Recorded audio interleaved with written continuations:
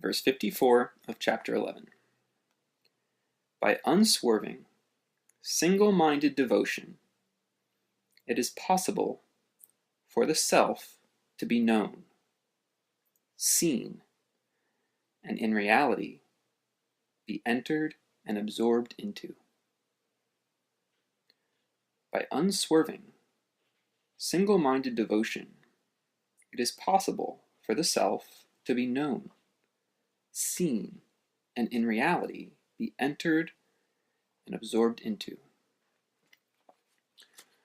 So before we get into the specifics, the general idea behind this verse is that there are three different major themes of the Gita. There's the bhakti, which is devotion. There's the karma, which is how you live. And then there's the jnana, which is how you contemplate. And these are the three main prongs that the Gita sort of shines light on how to practice absorbing yourself into what is. So this verse is obviously about the devotion element, but for me as a jnana yogi, I found it very useful to sort of pry into it from the perspective of jnana, or knowledge. So some of the pieces here that are interesting is that when we've talked about the self in the past, we say that the self is unknowable, has no attributes, has no birth and death. Right? Remember these things, that there's no way to grasp it. If you were grasping or holding anything, then that could not be it. And so it's very interesting. This verse is actually a contradiction in some ways to some of the other verses that we've read about. Here it's saying you can know it. It can be seen in your reality. You can become it. You can be absorbed into it. So there's some discrepancy. And part of it is, in fact, the fact that they use the word bhaktiya, which is the devotion. And the key part of it is single-minded. Single-minded. There can not be a single swerving thought. So you could do this with anything, not necessarily absorption into the self, but you can do single, unswerving focus and devotion to anything, and you would sort of become it. You would know it in a way that is beyond the normal ways that we come to know things. You immerse every bit of yourself into something, and you get an insight or knowledge into it that is beyond what we would consider information or general knowledge about that thing. And so the bhakti path is a different path than the sort of the contemplative path, where you're trying to like work at it from all angles. So that's just a little bit of general frame of where they're coming from with this verse. Now we'll break down a little bit more of the details.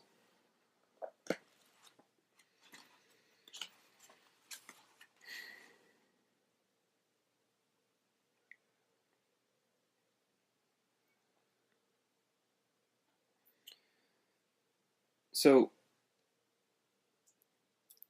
self is aham. Aham is a knowledge of what you are. Knowledge of what you are. So as we talked about earlier with the self is not defined by your characteristics of your individual body, your individual thoughts, your individual emotions, but the self is all of this that exists. And so how do you comprehend that from a limited place, a limited mindset? Really impossible. That's why they're suggesting unswerving, single-minded devotion. That you get to a point with that sort of focus where you actually push away any possibility for a practice. It's like it's pushing away all of your sense abilities on how to do something. You become so focused, so clear, that there is literally nothing left. Not even what you were looking at anymore. This is what the single pointed is so important for. It's like if you were in a tunnel and you were going down the tunnel, you could see the light at the end of the tunnel, but you could also see the sides of the walls of the tunnel. But if your focus was so powerful, so unswerving, you would actually cease to see the walls. Does that make sense? Can you imagine that metaphor? That if you were seeing a light at the end of a tunnel, you could at first see the walls of the tunnel, and you could also see the light at the end of the tunnel. But if you had such conviction, such unswerving conviction, that you would almost become blind to the wall. And that wall in this metaphor could be ideas about the limited self, whether those are things that actually keep you from getting to your goal, or things that you think are supporting you, getting you to the goal, right? Like the road in the tunnel is there to support you making your way to the path. But this kind of practice, in the bhaktiya level, is saying, it doesn't even matter. There's absolutely no path. There's absolutely not even an option. There's not even a step-by-step formula. You need nothing other. You don't even need the unswerving devotion, because at that level of devotion, you could not identify that there was a difference between how focused you were and being unfocused. It drives away any sense of an alternative. And at that point, there's no distance that you have to travel anymore, because there's nothing outside of yourself. There's nowhere to go. There's no light at the end of the tunnel. There's just the light. And you wouldn't even be able to call it a light at that point, because there would be no person there to identify that there was a light and a person observing light. It would just be the unswerving, direct focus, to the point where it bores away any sense of differentiation, any sense of separateness. That is how the bhakti, person who practices bhakti yoga, can do non-dual work. Because inherent in what, at least the general idea of bhakti, is that there's a person who has devotion to a thing, a higher power. This is incredibly dualistic, isn't it? Right? As one person doing something, being devoted to another thing. Very dual. So how does this become non-dual, if the Gita is a non-dual text? And this is where they use the word absorbed into, where it's like even the person who appears to be moving down this tunnel, appears to be doing a thing, being devoted. They're so devoted that they cannot see that difference. So you would be so devoted, you could not see that difference. There would be no distinction there.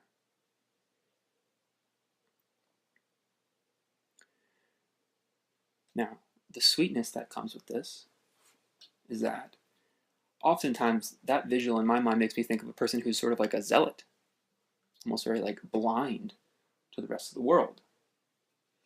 But in the Gita, we use the word the self, because they're not chasing something that is outside of them. So if you think of your idea of a zealot, there's usually things that they're trying to strictly adhere to. Don't drink alcohol, only eat certain types of food, do certain things on full moons. I mean, who knows what, right? They've got sort of these strict adherences to behavior that leads to a certain type of godliness or a certain type of holiness. It has characteristics. So if you think in your mind, oh, this would be like a zealot to be this devoted, I would say, well, not to the zealot. What I mean by that is, if your image of a zealot, you can associate, there's certain things that they're doing to get to the end of the tunnel. And then they would even try to maybe ignore or even try to change other people. Say, oh, you have to stop eating. You have to eat this type of food and wake up at this hour in the morning. See, these are things, these are steps along the tunnel. They're not the actual light at the end of the tunnel. They're beliefs about how to get to the end of the tunnel. So this is not, the zealot archetype is not what we're talking about in this verse. There's no adherences. There's no commandments. There's no rules. The way the Gita reads, it's a statement of fact. If you do this, the result will be the knowledge, the seen, and the absorption into the self. It's not a commandment. It's not a you must be devoted so that you can have this. It's saying when this happens, when one has single-minded, unswerving focus on the self, then absorption into the self occurs. Because there is nothing in the way anymore. There is no steps to take or obstacles to overcome.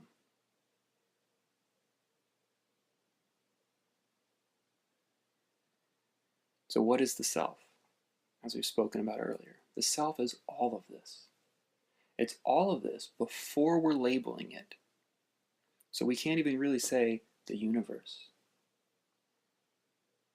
We can't even say all of this. Because when I say all of this, that's sort of including all these separate things to make the word all, right? But the self, how we understand the self, is that it is before we've made all these separate little things. It's all the things, but before we have labeled them. When you've labeled them, you now have an environment that you have to weed yourself through.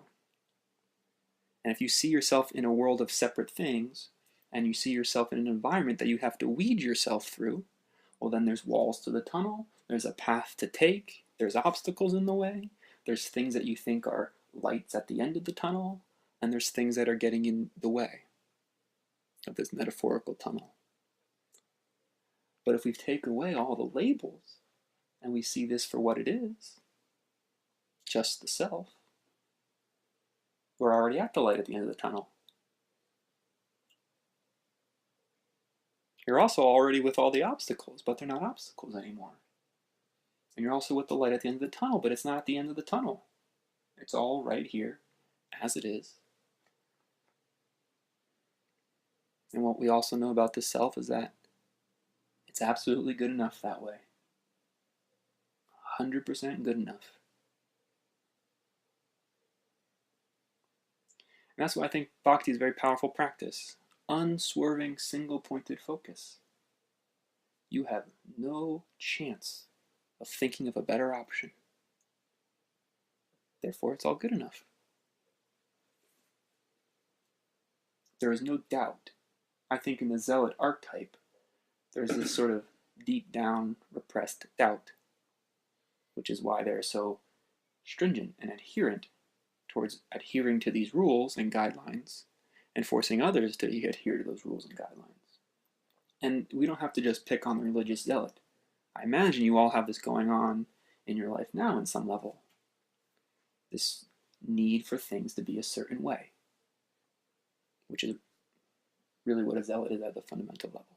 A need for the world to be a certain way. And we don't see the world that way currently. We see the light at the end of the tunnel.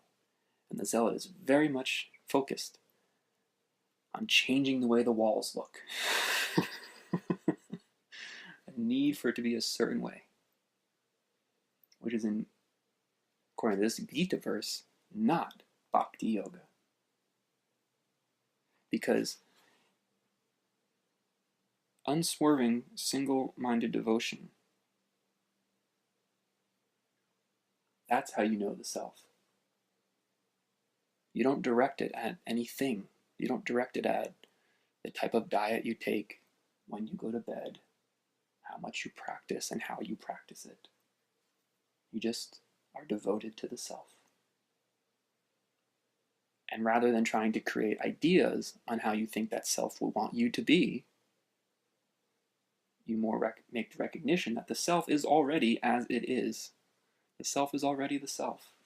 It doesn't change. It doesn't get better. It doesn't get worse. That's you. That's the self. You just look at that. You focus on it. And very soon, with time, patience, and practice, it's like, wow, it's completely true. It's the reality. And then something gets in the way of your path on the end of the tunnel. It's like, oh, that's silly. I've started labeling things again. I've created a smaller sense of self, an individual I, and that has created a whole environment that I'm weeding myself through. And then it's just constant confusion, according to the Gita, according to my experience as well. Constant confusion. Because there's no actual light at the end of that tunnel. My experience. There was not a single, gotta do this every day for this many hours a day, and then this will happen. That never ever worked. Because it's already here. It's already as it is. It's not going to change. It's not going to get better. It's not going to get worse.